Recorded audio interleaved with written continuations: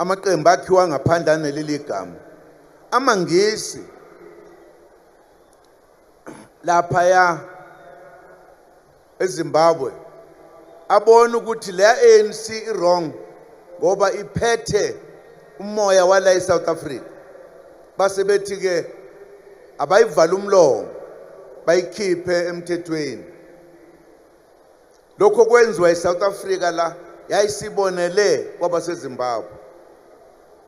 Unkomo ke kwathi makwenzeka lokho walishintsha igama wathi lungile iANC yethu bayivalile wayesakha iZAPU. Ngalenkathi ke thina sisho lokho sasidudwa naye lowa moya ukuthi asifuni ukwenza njengabaseZimbabwe sokuqhubeka nje uANC ayihlangane phezulu ku45 kanti abaholi bacabanga kanzima. Ingalenkathi lapho babethi sizokwenza njani manje lapho kwasukuma khona abahola babili abalalela abanye abantu abakhuluma ezinye izinto. Ubaba uWalter Sisulu umholi wethu owayehlakaniphe ngendlela esimanga okuyena owa-organizer uMandela noTambo ukuthi bajoyine iANC babemthatha njengomholi wabo. Behlangene umholi uMandela nomholi uSisulu bexoxa lolu daba bafikelela eqinisweni elilodwa lokuthi uANC bavumelana bonke abaholi ukuthi akashone phansi komhlaba angaziwa kodwa aqhubeka asebenze leli nkululeko. Kufuneka inhlangano entsha bavumelana ukuthi inyathelo elizothathwa manje elokuthi kuliwe kuphuma igazi ku45. Bathi mase bexoxile bobabili sebevumelene base bethi ngoba babe ngamalungu esigungu esiphezulu iNEC bazoya khona bayothula udaba lokuthi ayibambane aku45 bacela ukuthi kumhlangano olandelayo banikezwe ithuba. Wathi uTata uSisulu wena ke Diba ozolida le discussion kuba wayekwazi ukukhuluma nangempela wanikezwe ithuba wayibeka indaba bengazi abahola abadala nababemkantshubomvu. Omunye wayemkantshubomvu kwezepolitiki lapha eAfrika naseSouth Africa ubaba umholi owaziwa kakhulu owayeyikommunist kodwa futhi eyilungu lesigungu saka-ANC owayebizwa kuthiwa Moses Kotane. Wathi mayilalele lenkulumo wacabanga ukuthi labafana bazobulalisa abantu yini labayenzayo. Kodwa ngemva kwalokho sebebuyile uthi uSisulu kubaba uMandela senze iphutha ngoba sikhulumanga nalenkuzumalanga yepolitiki sikhulume nayo qalezwe sisuke sayithatha kancane. Hamba uyophuza itiye naye uyinika isikhathi ukukhulume naye nangempela wakwenza lokho. Yathi masebexoxile wathi uKotane sengikuzwe kahle ke manje kule NEC meeting ezayo ulifaka udaba ngizobe sengingekuwena nangempela balifaka yaxoxwa kwaphikiswana isikhathi eside kodwa ekugcineni bavunyela ukuthi iqiniso leli isikhathi sokuthi kuchitheke igazi sesifikile. Kubalulekile ukwazi lokhu ngoba ngesinye isikhathi uma umlando singawazi singenza amaphutha namhlanje ayenzeka kwabadala mhlambe ngisho abadala bangawenzanga ngoba singazinikezanga ithuba lokucabanga kahle hle. Kwathi ngemva kokuthi sekwenzekile lokho yayisithi ke i-leadership ye-ANC ngeke kulunge ngoba kwakukhona inhlangano ezahlukahlukene ezazakhiwe ngenxa yobandlululo eSouth Africa ngoba uma uyiNdiya noma umlungu noma uyikhaladi ngaleso sikhathi wawungavunyelwe ukuba seduze nomuntu omnyama. Umthetho wawuthi i-ANC abantu abamnyama bengavunyelwa ukujoyina labe ngikhulume ngabo.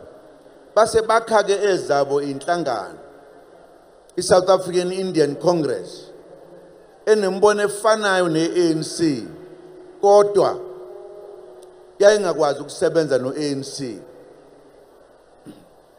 kanye ne-Coloured People's Congress yama-Coloured kanye ne-Congress of Democrats yabamhlophe kanye ne-Trade Union Movement okwakuthiwa yi-SACTU. Le 5 eyayi kuthiwa iwumbimbi ngaleso sikhathi. Kwaba khona ukuthi ke kuyafanela ukuthi kuyoxoxa. Ngeke i-ANC ixoxe yodwa, kufanele ukuthi ozakwabo laba nabo babe ingxenye yalesi sinqumo. Wabizwa lo mhlangano owahlala ubusuku bonke ixoxwa le ndaba, bagcina bonke bevumelene ukuthi isikhathi sokuthi kuchitheke igazi sesifikile. Ukusho lokhu bafowethu nodadewethu ngoba into esiyenzayo bangaba khona abayithatha nje ukuthi siyaganga nje. Sihamba emkhondweni wabaholi abadala ukuthi ngeke sivume ukucindezelwa forever. Fanele sikhulule. Ukuyikhulula kwethu ukubuka emumva emaqinisweni ukuthi saze sazabalaza nje kwakwenze njani. Ibalulekile lento. Kulapho ke okwathiwa lenhlangano yethu esiyakhayo ezochitha igazi so ibiza sithi yini na.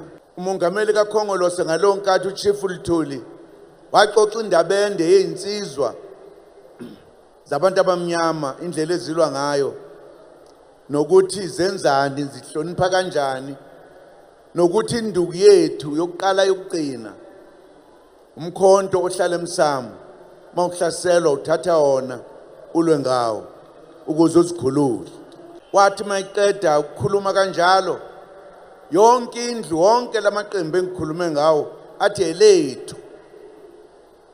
Wase kwakhe umkhonto wesizwe ke ozokhulula isizwe bunzimeni ngoba umbutho obukhona ungasekho. Ilo mbutho ke umkhonto wesizwe owenza into engajwayelekile eSouth Africa. Wathi abantu abamnyama babengavunyelwa ukuphatha ibhamu okwakuthiwe nje ngisho uphatha isagila masizikhulu amaphoyisa kwakufanele ukuthi abone ukuthi siyangena emlonyeni na.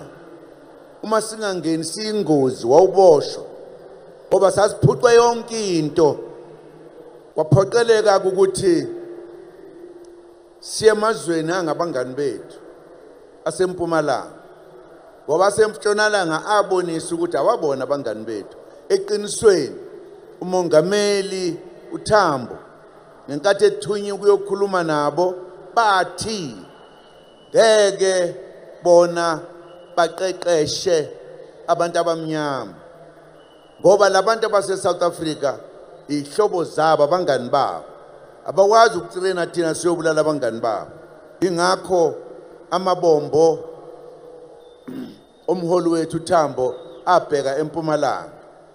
Lapho ke safike sathola khona ukuqeqeshwa sakwazi ukuthi silwe endaweni elingenayo ngebhamu nathi ngayo yonke indlela okwakufanele ukuthi silwe ngayo. Yilokho kwathatha inkululeko kwayisondeza ngoba phela impi yaqhubeka futhi yayikhula futhi yayenza umonakalo la eSouth Africa. Indeke indaba ngengene kuyo kodwa kwaphoqeleka ukuthi kufika isikhathi lapha amazwe asentshonalanga evuma khona ukuthi akukhulunywa bakwethu ngoba bengafuni ukulahlekelwa ilelizwe lakithi. Bakhuluma ke nabelungu labaphethizwe be-apartheid ukuthi akukhulunywa bakwethu. Sakhuluma ke ilokhu kwasiletha lapho khona sathi sonke siyakhululeka ke manje, ngoba sasazi ukuthi uma sekukhulunyiwe kungenwa esigabeni sokulungisa izinto, sokuyeka ukulwa nendlela yokwenza bonke abantu bezwe babambe iqhaza ekuphathweni kwezwe.